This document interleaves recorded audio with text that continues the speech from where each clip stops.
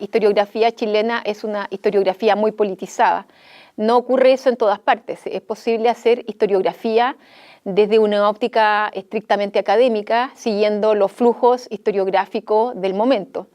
En el caso de Chile, la historiografía siempre ha estado vinculada a los debates políticos, tanto la historiografía liberal del siglo XIX, la historiografía nacionalista de comienzo del siglo XX y la historiografía social, que es la que comenzó a articularse con el marxismo en los años 50 del siglo XX. Entonces, es una historiografía que, aunque no se refiere a la historia reciente de su momento, está siempre debatiendo sobre la historia reciente.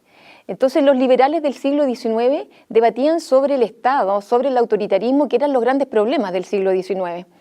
La historiografía nacionalista de comienzos del siglo XX debatía sobre la necesidad de autoritarismo, precisamente en un orden parlamentario que había debilitado mucho el aparato estatal y el ejecutivo. Y la historiografía marxista debatía en los años 50 sobre la postergación de los sectores populares en la historia chilena. Era prácticamente que la historia de Chile era sinónimo de la historia de las élites. Y la historiografía social de la década de los 80 quería discutir con la dictadura que la crisis de Chile de 1973 era producto de la polarización política que había ocurrido a partir de los años 60. El argumento que levantó la dictadura es que el golpe de Estado era producto de la radicalización de la izquierda en los años 60, de las tomas de la reforma agraria, y por tanto el golpe de Estado y la dictadura era responsabilidad de la izquierda. Entonces, la historiografía social que apareció en los años 80, lo que quería era discutir eso. Pero para discutir eso se remitió a el siglo XIX, para demostrar que en Chile existía una fractura histórica entre las élites y el bajo pueblo.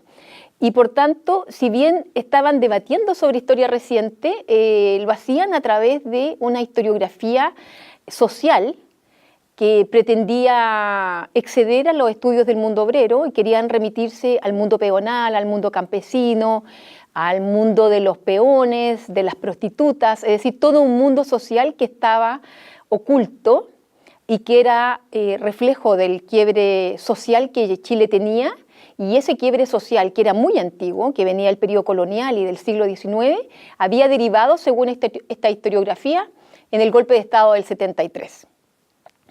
Bueno, en esa sucinta historia de la historiografía chilena, la historia reciente prácticamente no estaba. La historia del siglo XX era casi inexistente. Y la historia de la dictadura no era historia en realidad, eran los estudios de la sociología y de la ciencia política, que fueron los que dieron las primeras interpretaciones, siguiendo a O'Donnell básicamente, a Linz, y que ponían el énfasis en esta reestructuración del Estado burocrático autoritario y el capitalismo, que fueron muy útiles como para poder situar la dictadura en un marco regional, global, pero que en realidad no debatían con la historia. Los historiadores estaban muy fuera de eso. Y durante la dictadura los estudios del siglo XX prácticamente fueron erradicados de los currículum. Se hacía historia, pero historia colonial, y cuando mucho, hasta 1891, que había habido una guerra civil. Eso era todo. Cuando yo hice un magíster en los años 80, era una persona muy extraña, porque yo quería estudiar el siglo XX. No quería estudiar el siglo XIX, no quería estudiar historia social, quería hacer historia política. Y eso tenía que ver con dos cosas bien puntuales. Uno era mi experiencia con la dictadura. Era preadolescente para el golpe y vengo de una familia quebrada, en el sentido de que por el lado de mi madre son franquistas, muy anticomunistas, y la familia de mi padre es también muy de derecha, pero mi papá era socialista. Entonces tenía una vivencia personal de polarización al interior de la familia, que había sido muy, muy importante. Habían distintos tipos de anticomunismo católico muy tradicional, y por el lado de mi padre habían pequeños empresarios que temían a la expropiación en el tiempo de la Unidad Popular, muy anticomunistas, Pero mi madre había trabajado con la Iglesia, de la doctrina social de la Iglesia, de la teología de la liberación. Entonces, mi vida personal como preadolescente era un reflejo de ese conflicto político que existía en el país. Y eso se juntó cuando quise estudiar, porque precisamente mis preguntas no tenían respuesta en la historia social, ni en la historia económica, y quería incursionar en la posibilidad de cómo enfrentar la dictadura, cómo salir de una dictadura. Y por eso que lo primero que estudié fue una agrupación paramilitar de los años 30, que fue la Milicia Republicana, que es una organización paramilitar civil que se creó para contrarrestar los golpes de Estado. Y eran muy anticomunistas, pero querían evitar los golpes de Estado de corte socialista que se habían producido a comienzos de la década del 30. Entonces me metí en el tema de la dictadura, pero estudiando los años 30. Eso fue lo más que logré. Nadie quería trabajar la época de la dictadura, no se estilaba, no. Y a partir de ese grupo, la derivación de ese grupo fue organizaciones filofascistas, el hispanismo. Entonces comencé a estudiar el nacionalismo chileno del siglo XX, la derecha radical. Creo que fui una de las primeras personas que abordó esos temas. Y eso me fue demostrando el vínculo con las Fuerzas Armadas. Originalmente no era mi idea estudiar a las Fuerzas Armadas directamente. Quería estudiar a los grupos de la derecha radical que en mi memoria habían sido los más visibles en la lucha contra la Unidad Popular, el caso de Patria y Libertad. Entonces había una conjunción entre el vacío historiográfico, mis preguntas y mi propia vivencia personal. Y en esa mezcla como que fui generando una historiografía política del siglo XX que no existía. Y llegué a las Fuerzas Armadas, llegué a la dictadura básicamente estudiando a los grupos de extrema derecha, así llegué, porque me di cuenta que esos grupos, si bien eran marginales políticamente, habían tenido el éxito de penetrar el pensamiento de las Fuerzas Armadas. Y eso había sido muy importante para la dictadura. Entonces llegué a plantearme estudiar a las Fuerzas Armadas para, de alguna manera, relativizar la imagen que había levantado la sociología y la ciencia política respecto de la dictadura, que ponía mucho el énfasis en las rupturas. Es decir, que había habido teóricamente una historia de las Fuerzas Armadas democráticas y que la doctrina de seguridad nacional había quebrado esa trayectoria. Y entonces la doctrina de seguridad nacional producía un quiebre en el pensamiento, en la doctrina de las Fuerzas Armadas chilenas, y eso explicaba la dictadura, tanto sus cambios económicos como la represión, todo quedaba explicado en función de eso. Y mi percepción de haber estudiado los grupos nacionalistas es que las Fuerzas Armadas eran más heterogéneas que eso, que no respondían estrictamente a los modelos estructuralistas de O'Donnell, pero tampoco me parecían correctos los modelos de Linz, del autoritarismo, y quería hacer una visión de la dictadura desde los propios militares, de cómo ellos habían leído el proceso chileno y cómo habían entendido su propia participación en las Fuerzas Armadas.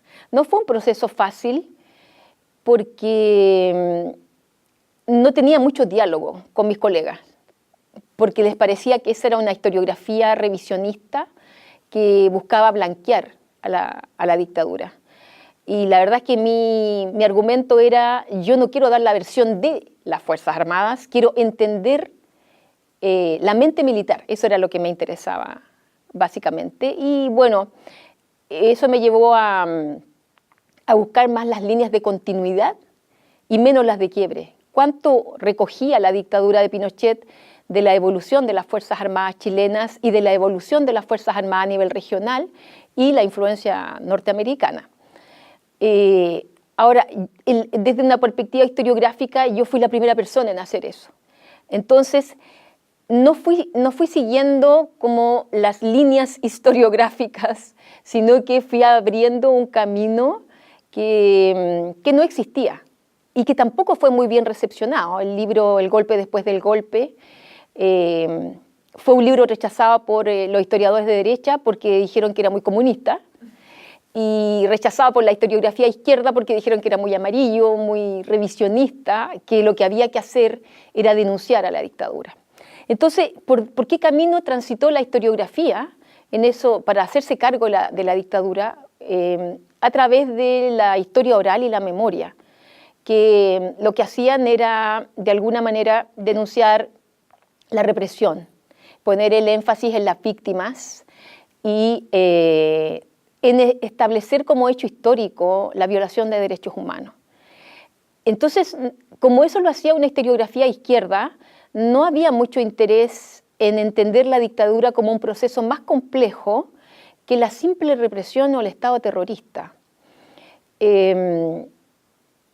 Y por lo tanto hice un camino más bien leyendo lo que pasaba en el resto de la historiografía latinoamericana del Cono Sur, y también un camino como bien personal a partir de mis propias investigaciones, porque todo lo que he hecho ha sido un enlace entre una investigación y otra.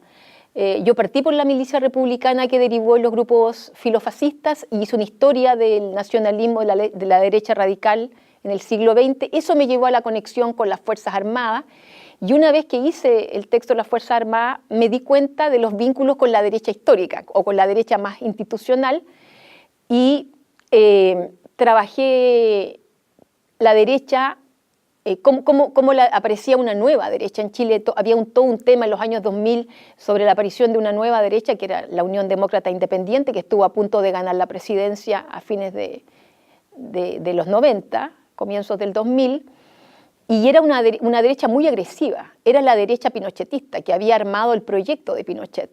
Entonces, a partir de eso yo me concentré en el tema de la derecha, pero mientras hacía el tema de la derecha me fui dando cuenta que era una derecha que había hecho mucho trabajo a nivel de los sectores populares. La UDI se autodesigna la derecha, ahora ya no, pero la derecha popular. Era la única derecha que había logrado penetrar el bajo pueblo, los sectores populares que históricamente habían sido de izquierda.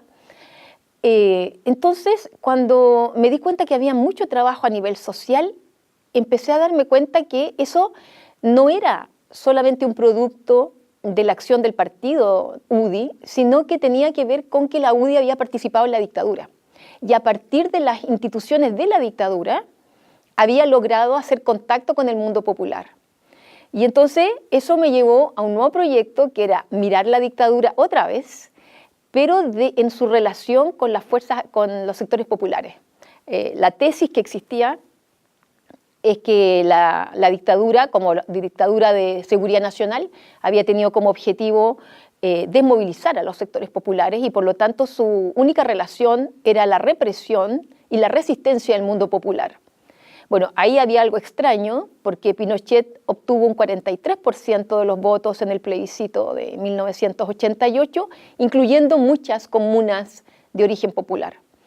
Entonces hice un proyecto que se llamaba La Guerra Social de Pinochet, que lo que hacía era tomar la tesis de la guerra revolucionaria, pero focalizándome en la guerra psicológica, que yo le llamé la guerra social, que lo que decía eso, que era la subversión, no podía ser derrotada solo con represión, ni dejando todo al individualismo liberal, sino que era necesario cooptar al mundo popular para ese proyecto neoliberal. Y la dictadura había diseñado toda una estrategia para resocializar la mente del mundo popular, especialmente a través de las mujeres y a través de los jóvenes pobladores. Y ese proyecto de la guerra social, que el concepto de guerra social es una mezcla de la politología, de la sociología, con la historiografía, con las cosas que yo había hecho.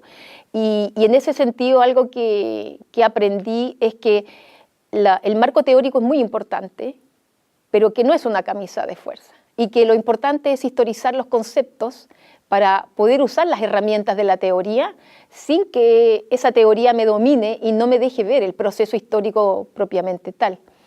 Entonces, de la guerra social derivé en la historia de los municipios, porque me di cuenta que para poder llegar al mundo popular, el método había sido potenciar el mundo municipal. Entonces, estudiando la dictadura y los cambios institucionales que la dictadura hizo especialmente a nivel de régimen interno, habían reorganizado todo el sistema desde la dependencia, desde el Ejecutivo hasta el mundo popular, Ejecutivo, el Ministerio del Interior, intendencias, gobernaciones, municipios. Y el municipio cumplía un papel fundamental en ese proceso para poder llegar al bajo pueblo. El municipio como ejecutor de políticas sociales. Y eso fue lo que inventé también, un concepto que es un concepto histórico en realidad, que inventé lo de la alcaldización de la política. Lo que la dictadura buscaba, y que la politología lo había explicado, era separar al mundo popular de las decisiones políticas. Y eso lo teníamos claro, pero la sociología lo explicaba en función de el neoliberalismo, en función de que el individualismo iba a romper con los lazos sociales y iba a romper con la participación social. Y lo que yo estaba planteando es que lo que la dictadura buscaba era eso, efectivamente, pero también buscaba redefinir la política, entender la política como dos ámbitos distintos: el ámbito del poder político, que tomaba las decisiones macro, y que esas decisiones no iban a ser discutidas nunca más, iban a quedar como verdades inmutables. Y otra cosa era el ámbito de la participación social, que tenía que ver con el ámbito local, y que no decide nada. O sea, solo decide cosas muy, muy concretas y muy poco trascendentes. No sé si vamos a poner una luz o vamos a hacer un encementado de la calle, algo así, una plaza, pero que no define políticas nacionales. Y la dictadura buscó modificar la política, que la gente sintiera que participaba, pero que en realidad no decidiera nada, mientras la decisión era un problema de los expertos, de los tecnócratas. Y en ese proceso el alcalde era una figura central, y yo por eso le llamé la alcaldización de la política. Lo que se buscaba era sacar la política del Parlamento, de la ciudadanía, para traspasarla al espacio local, territorial. En Chile, desde mediados del siglo XX, hay una política de ocultar la información. Mientras trabajé en los años 30 y los años 40, tuve bastante acceso a información, porque los archivos cuentan con mucha documentación. Archivos ministeriales, el archivo del Ministerio del Interior, que es excelente, es un excelente archivo. Había algo de archivos de intendencias. Cuando comenzó la Guerra Fría y la ley maldita de 1948, el archivo del Ministerio del Interior fue depurado de información. Lo único que uno puede encontrar son decretos, que en realidad no sirven casi para nada. Y puede haber otro tipo de información, pero está muy dispersa en los archivos ministeriales. Es muy difícil hacer historia del siglo XX sin archivos, porque lo que hay es prensa, a raíz precisamente de políticas de seguridad. Toda imprenta debe mandar sus publicaciones a la Biblioteca Nacional, y esa es la razón por la cual están los diarios ahí. Pero prensa es muy poco para trabajar cualquier fenómeno histórico, por muy importante que sea. Y a eso se agrega que los archivos policiales nunca han sido puestos a disposición de la ciudadanía. De hecho, la policía niega que existan archivos. La policía de inteligencia, investigaciones, tampoco facilita los archivos, dice que no existen. Y eso supone entonces un gran problema para poder estudiar el siglo XX. Me parece que en parte eso ha incidido en un desincentivo para estudiar décadas que hay que ser muy ingenioso para buscar metodologías, buscar fuentes para poder abordarlos. Y ha facilitado el impacto de historiografías que ponen el énfasis en el testimonio. Mucho trabajo de testimonio, especialmente las generaciones jóvenes.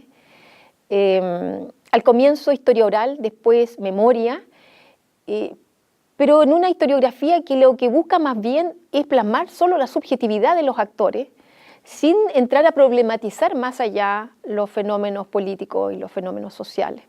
Y en eso yo creo que el tema de los archivos ha sido bien importante.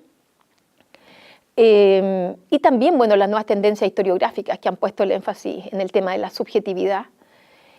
Y tenemos un poco más de archivos a nivel de las organizaciones de derechos humanos que han hecho recopilación de información, algo de archivos audiovisuales, pero también con mucha dificultad, son archivos privados más bien. Hay algunos archivos privados, pero sus dueños, ellos deciden si facilitan la información o no. No sé, la Fundación Jaime Guzmán, por ejemplo, yo no tengo acceso a esa fundación y otras personas tampoco. Quienes les parecen agradable o les gusta lo que están estudiando, sí pueden acceder a la información. Y también se ha ido produciendo un cierto problema con la Biblioteca Nacional. Han digitalizado todo y por tanto las salas de investigación están cada vez más restringidas en el tipo de material que se puede ver, porque si está microfilmado, no lo pasan a la sala de investigación. Y la sala de microfilm, donde se puede ver, es una sala donde va público general, entonces, donde no te puedes mover porque pierdes el asiento, donde hay gente que grita o que pide cosas. Entonces, también eso dificulta el trabajo. Y los archivos regionales, en algunos casos están perdidos, no se sabe dónde está. En Santiago dicen que están en provincia dice que están en Santiago. Entonces, algunos archivos de intendencias, archivos de organizaciones gremiales regionales, es difícil, es muy difícil encontrarlos. Y para el periodo de la postdictadura, y eso es lo más dramático, porque la dictadura se llevó muchos archivos personales, como si fueran cosa personal, se las llevaron y no podemos acceder. Por ejemplo, la Secretaría General de Gobierno, que era el ministerio desde el cual se hacía todo el trabajo social. Pero cuando llegó la concertación, la democracia, la postdictadura en realidad, asumieron una política similar. Es decir, hay muchos archivos que son prácticamente inútiles para estudiar las décadas del 90, la década del 2000. Y hace poco murió el expresidente Patricio Aylwin, y él tenía un archivo personal que donó a la Universidad Alberto Hurtado, pero con el compromiso de que ese archivo no se abriría hasta después de su muerte. Pero ocurre que, y eso ocurrió ahora, hace un mes más o menos, 2 meses, ocurre que ese archivo ya no está completo. Hay gente que vio el archivo en los años 90, tenía información sobre los motines militares de los años 90, cosa que ahora ya no existe. Entonces ya es un archivo que tiene mucha información eliminada. El Poder Judicial, por ejemplo, tiene obligación cada 50 años de mandar los archivos judiciales, pero no lo hacen. Entonces, si uno quiere ver un archivo judicial, tiene que ir al archivero, pero tiene que saber la sala, el juez, miles de datos, y si la persona a cargo no tiene tiempo o no lo prestan, porque sencillamente no son archivos. Entonces, la información puede que esté, pero está prácticamente perdida. La situación es más seria todavía, por ejemplo, cuando trabajé el tema de municipios. Estábamos estudiando la década del 90, la década del 2000, y invocamos la ley de transparencia, que es una ley que supuestamente impide que bloquee la información. Pero en la práctica lo que ocurrió es que hubo municipios que dijeron que había habido inundaciones o incendios y que no tenían la información. En el caso del municipio de Santiago que yo estaba trabajando, el alcalde, que era UDI, él hizo una selección de la información y nos entregó un disco, un CD, pero no es que pudiéramos acceder a la información que está en el municipio. Y eso ocurre en todos los municipios. Entonces, aunque uno invoque la ley de transparencia, en la práctica la ley de transparencia tiene un efecto más bien a nivel de evitar la corrupción económica, pero no ha tenido mucho efecto a nivel de los archivos.